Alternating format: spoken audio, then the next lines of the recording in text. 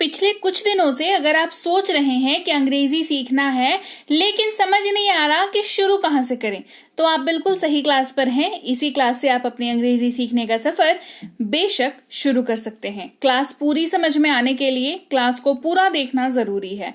Class को शुरू करते हैं। आप देख रहे हैं सनरीति इंग्लिश अकेडमी।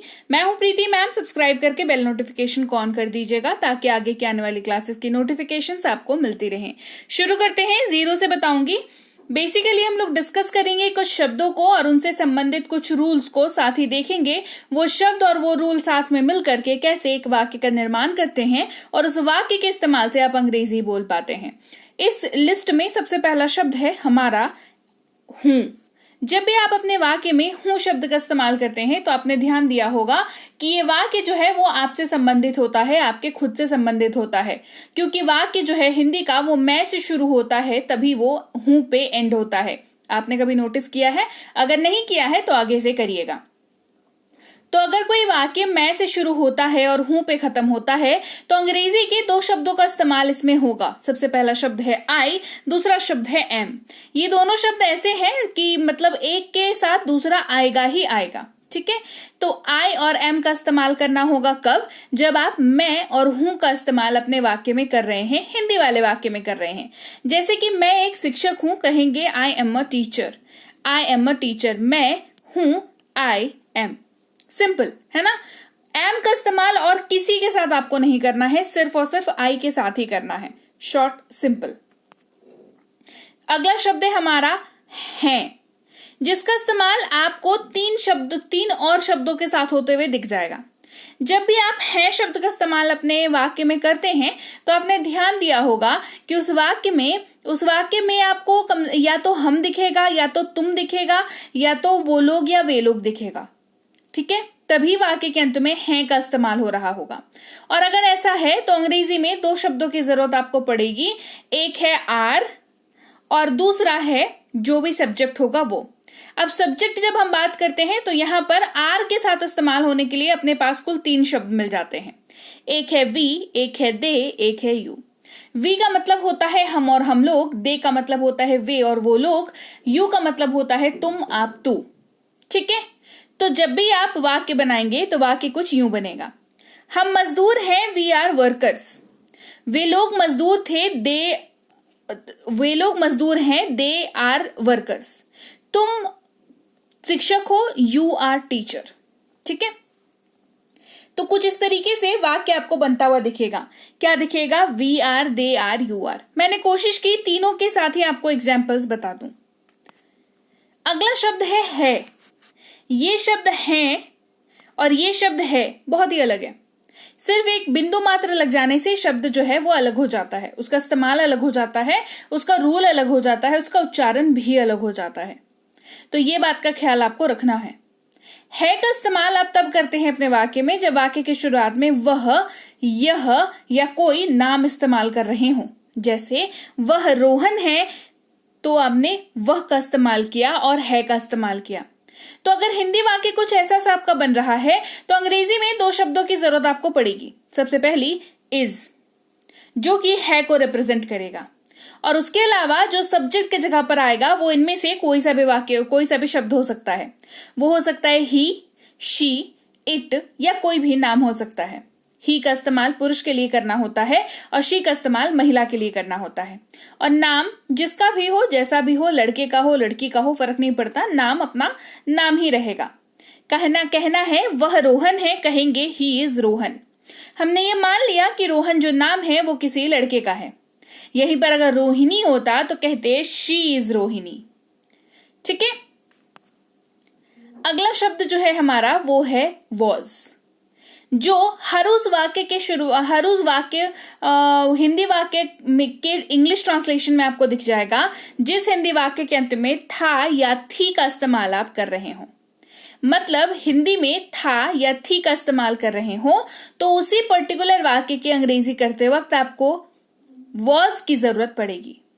वॉज सबके साथ इस्तेमाल नहीं होता। वॉज कुछ खास शब्दों के साथ ही इस्तेमाल होता है। उनमें से पहला शब्द है आई के साथ वॉज इस्तेमाल हो जाता है। आपने कहा मैं एक शिक्षक था, कहेंगे आई वॉज अ टीचर। मैं था, आई वॉज। इसके अलावा भी वॉज इस्तेमाल होता है। इसके अलावा वॉज जो है वो ही, शी, इट और किसी भी नाम के साथ भी इस्तेमाल हो जाता है। हमने कहा वह एक शिक्षिका थी, शी वॉज अ टीचर। यहां पर शी का इस्तेमाल हम कर रहे हैं, मतलब जिसकी बात हम कर रहे हैं वो कोई महिला है, तो शी वॉज अ टीचर। हमारे पास 3 शब्द और बचे हुए हैं, यू, वी और दे। इनके साथ वॉज इस्तेमाल नहीं होता, तो क्या इनके साथ वाक्य हम नहीं बना सकते पास्ट वाले? ऐसा नहीं है, बना सकते हैं। इनके लिए हमारे पास दूसरा शब्द है, वो शब्द है वर। WERE, इसको वेयर या वेयरे नहीं पढ़ते हैं, इसको वर पढ़ते हैं। ठीक है। हम खेल रहे थे, वी वर प्लेइंग। तुम खेल रहे थे, यू वर प्लेइंग। वे लोग खेल रहे थे, दे वर प्लेइंग। क्लियर? तो इन तीनों शब्दों के साथ ही वर का इस्तेमाल आपने करना है। अब अगले शब्द की बात करते हैं, जो तब यूज होगा, उस वाक्य के ट्रांसलेशन में यूज होगा जिस वाक्य के अंत में आप गा, गे, गी का इस्तेमाल करते हैं, और वो शब्द है विल। तो अगर आप अपने हिंदी वाक्य के अंत में गा, गे या गी का इस्तेमाल कर रहे हो, वह गाएगा, वह खाना पकाएगी, है ना, ऐसा वाक्य है, तो उसकी अंग्रेजी में विल का इस्तेमाल होगा। मैं यह करूंगा, आई विल डू दिस। अब आप कहेंगे मैम इसका रूल नहीं बताया। रूल इसका बहुत ही सिंपल है। विल को इस्तेमाल करने से पहले आपको अलग से कुछ याद रखने की जरूरत नहीं पड़ती। विल का इस्तेमाल आप सबके साथ कर सकते हैं, I, you, we, they, he, she, it और किसी भी नाम के साथ भी आप विल का इस्तेमाल कर सकते हैं, कोई इशू नहीं है। ठीक है, आगे बढ़ते हैं। वुड की बात करेंगे। वुड एक ऐसा शब्द है जो लगता विल जैसा है। क्यों? क्योंकि इसका मतलब गा, गे ऐसा होता है, पर यह इस्तेमाल विल जैसा नहीं होता। ये बहुत ही खास तरह के वाक्यों के साथ इस्तेमाल होता है। ये ऐसे वाक्यों के साथ इस्तेमाल होता है जो संदेह भरे होते हैं, संदेहजनक होते हैं, या फिर भविष्य किंतु पास्ट में कहे जाने वाले वाक्यों में इस्तेमाल होते हैं। मतलब पास्ट, भविष्य के पर्सपेक्टिव से देखें तो जिस समय आप वो शब्द वाक्य कह रहे हैं वो उस भविष्य का पास्ट है। तो ऐसे से शब्दों में संदेह, संभावना जताने वाले वाक्यों में वुड का इस्तेमाल करते हैं।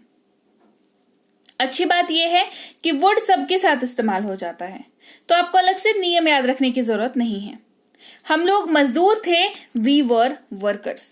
हम लोग मजदूर थे, वी वर वर्कर्स। वहीं पर अगर आप अपने वाक्य में कुछ कर पाने की क्षमता के बारे में बात करते हैं, मैं ये कर सकता हूं, वह ये कर सकता है, तो आप कैन वर्ड का यूज करते हैं। कैन की भी बढ़िया बात यह है कि यह सबके साथ इस्तेमाल हो जाता है। मैं ये कर सकता हूं, आई कैन डू दिस। वह ये कर सकता है, ही कैन डू दिस। सिर्फ सब्जेक्ट चेंज हुआ। हम ऐसा कर सकते हैं, वी कैन डू दिस। तो सबके साथ ये इस्तेमाल हो जाता है। अगला शब्द है कैन की। जब हम बात करें तो उसके साथ ही हमारे पास कुड आता है, COULD, कुड। ये कैन शब्द का पास्ट फॉर्मेट है, पास्ट फॉर्म है, और ये ऐसे हिंदी वाक्यों के बदले में इस्तेमाल होता है जिस वाक्य के अंत में सका, सकी या पाया, पाई का इस्तेमाल आप कर रहे हो। रूल सेम कैन के जैसा ही कि ये सबके साथ इस्तेमाल हो जाएगा। जैसे आपने कहा मैं नहीं जा सका, कहेंगे I could not go, I could not go. हम नहीं जा सके, वी कुड नॉट गो, या हम नहीं जा पाए, वी कुड नॉट गो। वह नहीं जा सका, ही कुड नॉट गो। वह नहीं जा पाया, same, he could not go. क्यों? क्योंकि इसका मतलब सका, सकी, सके या पाया, पाई, पाए ऐसे। अगला हमारे पास शब्द है पास है। जब आप अपने वाक्य में इस्तेमाल कर रहे हो तो आपको अंग्रेजी में इस्तेमाल करना है हैव का, HAVE, हैव। हैव का कुछ खास नियम है इस्तेमाल करने के लिए। हैव IUVD के साथ ही इस्तेमाल होता। I have, we have, they have, you have, ऐसे ही ये इस्तेमाल होगा। मेरे पास एक कार है, आई हैव अ कार। तुम्हारे पास एक कार है, यू हैव अ कार। उसके पास एक कार है, ही हैव अ कार। आहा, ये गलत वाक्य है। ही के साथ हैव इस्तेमाल नहीं होगा, ही के साथ हैज का इस्तेमाल होगा। तो ये हो जाएगा ही हैज अ कार। हमारे पास एक कार है, वी हैव अ कार। अगर कोई चीज पास में थी तो उसके बारे में कैसे बात करेंगे? हम हैड वर्ड का यूज करेंगे। रूल हैड का बढ़िया है, सबके साथ इस्तेमाल होता है। मेरे पास एक कुत्ता था, आई हैड अ डॉग। हमारे पास एक कार थी, we had a car. Simple है ना। अगला शब्द है जरूर या अवश्य। जिस चीज को लेकर के आप बहुत ज्यादा सीरियस हो कि नहीं ये जरूर होना चाहिए, ये जरूर करना चाहिए, इस तरीके से, तो आप मस्ट का यूज करते हैं। मस्ट की खास बात सबके साथ इस्तेमाल हो जाता है। मुझे वहां अवश्य जाना चाहिए, आई मस्ट गो देयर। जैसे ही आपने मस्ट का इस्तेमाल किया, ये क्लियर है कि आप बहुत सीरियस हैं वहां जाने को लेकर के, तो आपने इसी वजह से आपने मस्ट का यूज किया है। हमें कार अवश्य खरीदनी चाहिए, we must buy a car. जैसे ही आपने मस्ट का यूज किया, इसका मतलब है कार खरीदने को लेकर के आप सीरियस हैं, तभी आपने मस्ट का यूज किया है। ठीक है। अगर सीरियस नहीं होते तो हम कहते हैं we should buy a car, हमें कार खरीदनी चाहिए, सुझाव जैसा। लेकिन हमने मस्ट का यूज किया, मतलब हम सीरियस हैं कार खरीदने को लेकर के। तो अंग्रेजी वाक्यों के टोन के हिसाब से शब्दों का चयन जो है अंग्रेजी में भी हम करते हैं, हिंदी में भी करते हैं और अंग्रेजी में भी। अंग्रेजी भी एक भाषा है ना, तो यहां पर भी करते हैं। ठीक है। तो आपको ये भी याद रखना जरूरी है। तो लीजिए, ये थी आज की क्लास जहां पर हमने सीखे कुछ खास ऐसे जरूरी शब्द जिनसे आप अपने अंग्रेजी के सफर की शुरुआत कर सकते हैं। और सीखने का तो खैर कोई अंत नहीं है, पर कुछ बेसिक ऐसी चीजें आपको आनी चाहिए जिसकी वजह से आप कम्युनिकेशन में जो है दक्ष हो सकें। राइट। तो कैसी लगी आज की क्लास कमेंट करके बताना। आज क्लास अच्छी लगी है, क्लास को लाइक और शेयर कर देना। आप देख रहे हैं संरीति इंग्लिश अकेडमी, मैं हूं प्रीति मैम। सब्सक्राइब करके बेल नोटिफिकेशन ऑन कर देना। साथ ही ये सारी कोर्सेज हैं, बेसिक से pro spoken English, English writing, English grammar, English reading, और ये वाली ग्रामर की ई बुक्स हैं और स्पोकन वाली भी ई बुक्स हैं। ये सब कुछ आपको हमारी ऐप संरीति इंग्लिश अकेडमी पर मिल जाती है। यहाँ पर जाकर के गूगल प्ले स्टोर में जाइए, संरीति इंग्लिश अकेडमी लिख के सर्च करिए, ऐप मिल जाएगी, डाउनलोड करिए। कोई दिक्कत हो ऐप में तो इस वाले नंबर पर व्हाट्सएप पे संपर्क करिए, मैसेज के जरिए संपर्क करिए। मैसेज में रिस्पॉन्स टाइम जो है हमारा बहुत बढ़िया है, आपको तुरंत रिस्पॉन्स मिलता है। सो मेक श्योर करें कि आप व्हाट्सएप मैसेज के जरिए हमारे से संपर्क करें। इसके अलावा ई बुक्स आप यहां से भी ले सकते हैं, ऐप से भी ले सकते हैं। ई बुक की शर्त बस इतनी सी है कि ये आपको खुद डाउनलोड करनी होगी, क्योंकि ये पीडीएफ वाली किताबें होती हैं। इसके अलावा व्हाट्सएप का ग्रुप, टेलीग्राम का चैनल हमारा जरूर ज्वाइन करके रखें, ताकि जब भी क्लास आए आपको पता चल जाए। और मैं आपसे मिलूंगी आपकी अगली क्लास में। Till then, thank you so much for watching. Stay tuned to Sanriti English academy.